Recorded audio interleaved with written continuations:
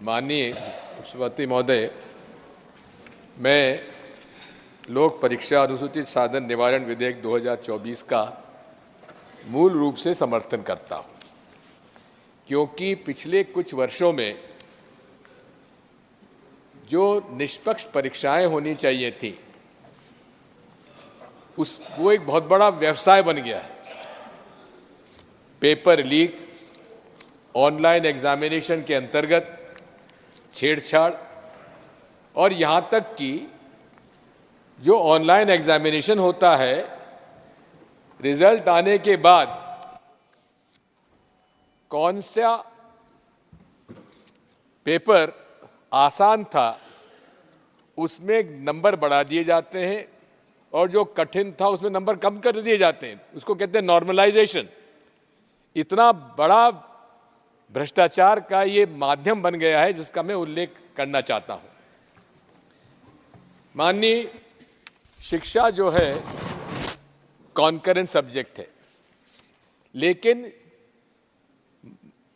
ये राज्यों में जो परीक्षाएं हुई हैं, जो रिक्रूटमेंट हुआ है, उसका सबसे बड़ा घोटाला मध्य प्रदेश में व्यापम में हुआ। और साथ में आज तक एक अजीब सी बात हुई कि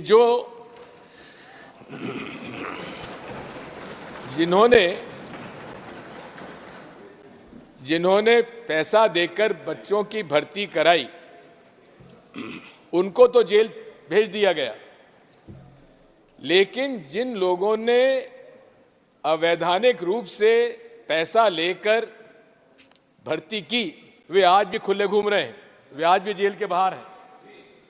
मूल रूप से इसमें भ्रष्टाचार के खिलाफ कार्रवाई होना चाहिए। हम इसके मोदी जी कहते थे ना खाऊंगा ना खाने दूंगा, लेकिन खाने वालों को तो उन्होंने बड़े बड़े पद पे पहुंचा दिया। लेकिन मैं आपसे अनुरोध करना चाहता हूं, मैं ज्यादा समय नहीं लूंगा। सबसे पहली बात तो यह है कॉन्करेंट सब्जेक्ट है, और कॉन्करेंट सब्जेक्ट के अंतर्गत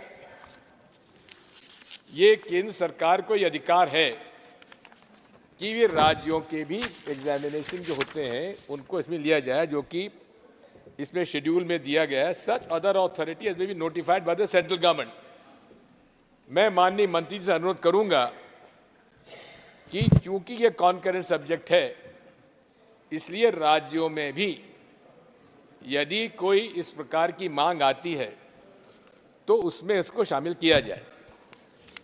दूसरी बात माननीय यह है कि ऑनलाइन एग्जामिनेशन के कारण इतने हमारे पास कंप्यूटर्स वगैरह नहीं हैं लाखों में, जिसकी वजह से एक दिन एक क्वेश्चन पेपर का एग्जामिनेशन नहीं होता है।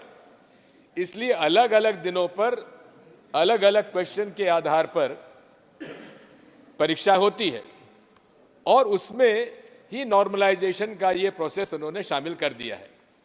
इसलिए ऑनलाइन परीक्षा एक बहुत बड़ा भ्रष्टाचार का कारण बन गई है, एक माध्यम बन गया है। और ऐसी कंपनीज इसमें शामिल हो गई हैं जो ब्लैकलिस्टेड होने के बाद भी दूसरे प्रांतों में जाकर वो अपना ठेका ले लेते हैं और खुलेआम व्यवसाय हो रहा है। मैं माननीय मंत्री से अनुरोध करना चाहता हूं कि जितनी परीक्षाएं हो, ये ऑनलाइन परीक्षाएं बंद करें, ऑफलाइन होना चाहिए, ऑब्जेक्टिव पेपर्स हो, एग्जामिनेशन हो, और वहीं पर उसका जांच करके वहीं नतीजे उनको घोषित कर देना चाहिए। मैं और ये भी अनुरोध करना चाहता हूं, कुछ मेरे अमेंडमेंट्स हैं। हालांकि आज ही तो हमको ये बिल मिला और आज ही अमेंडमेंट के अंदर टेबल ऑफिस कह रहा है कि आपका स्वीकार नहीं करें, जबकि मैंने टाइम पर दे दिया था। इसमें क्लॉज 1(2) पेज नंबर 1(2) मेरा ये अमेंडमेंट है। इसका दायरा केंद्र, राज्यों तथा केंद्र शासित प्रदेशों के आयोग भर्ती संस्थानों तक होगा। ये मेरा अमेंडमेंट नंबर 1 है। दूसरा मेरा अमेंडमेंट है क्लॉज 10 में पेज 6 लाइन नंबर 4 में।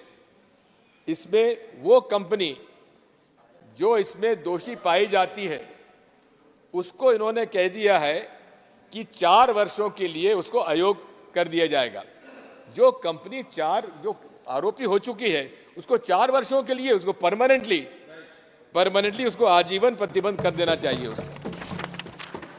तीसरा मेरा अमेंडमेंट है कि परीक्षा प्राधिकरण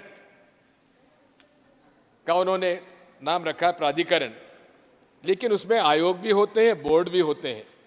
इसलिए माननीय मंत्री से मेरा निवेदन है कि इसमें परीक्षा प्राधिकरण शब्द के बाद आयोग और चयन बोर्ड के शब्द को भी जोड़ा जाना चाहिए। मेरा आखिरी अमेंडमेंट यह है कि क्लॉज 11(3) पेज 6 लाइन नंबर 1 धारा 11(3) जोड़ी जाए, अनदर सब क्लॉज, जिसमें उल्लेख हो कि परीक्षा में घोटाला सिद्ध होने पर परीक्षा को निरस्त तत्काल किया जाए और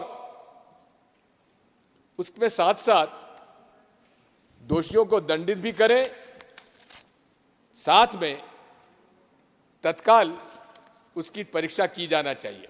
उदाहरण के लिए मध्य प्रदेश में 2018-19 की परीक्षा पब्लिक सर्विस कमीशन की हुई और वो विवादित हो गई क्योंकि परीक्षा पेपर आउट हो गया था।